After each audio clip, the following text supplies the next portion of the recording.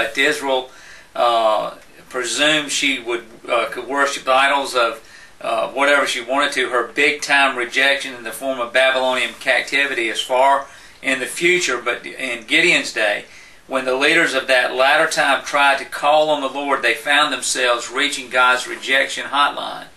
The unknown prophet in today's text gave Israel something of a warm-up to the heaviest of Israel's rejections. How does God rebuke disobedience yet today?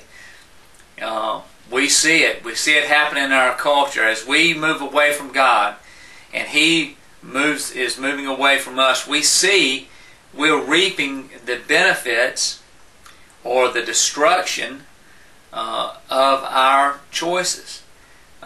We talk about this. We started off talking about the generation after Joshua, and we see that these young people have moved away from God because they haven't been taught His Word.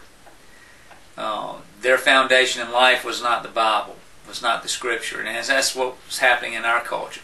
And right now, a disturbing statistic in our culture is that at high school, at the end of high school, 1 out of 4 teenagers in this country have contracted a sexually transmitted disease.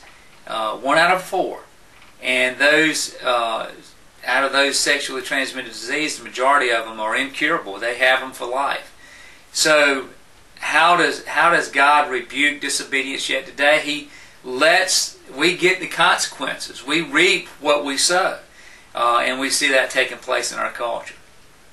And verses 11 through 16, chapter 6, 11 through 16. The angel of the Lord came and sat down under the oak in Ophrah that belonged to Joaz the Abzalite, where his son Gideon was threshing wheat in a winepress to keep it from the Midianites.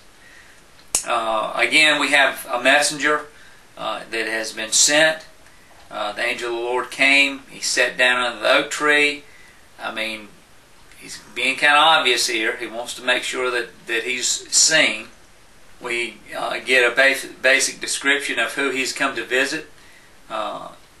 Gideon is hiding away in a threshing wheat in the wine press to keep the wheat, of course, from the warriors. It says, when the angel of the Lord appeared to Gideon, he said, "The Lord is with you, mighty warrior."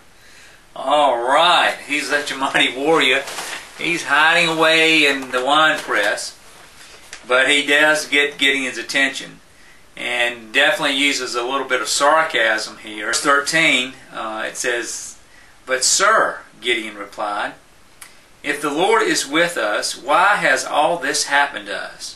Where are all His wonders that our fathers told us about when they said, 'Did not the Lord bring us up out of Egypt?' But now the Lord has abandoned us and put us into the hand of Midian."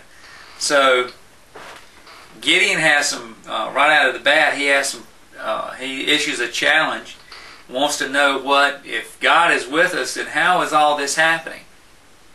Well, God has told the people of Israel, here's the deal, you do this, and you'll reap the benefits of this.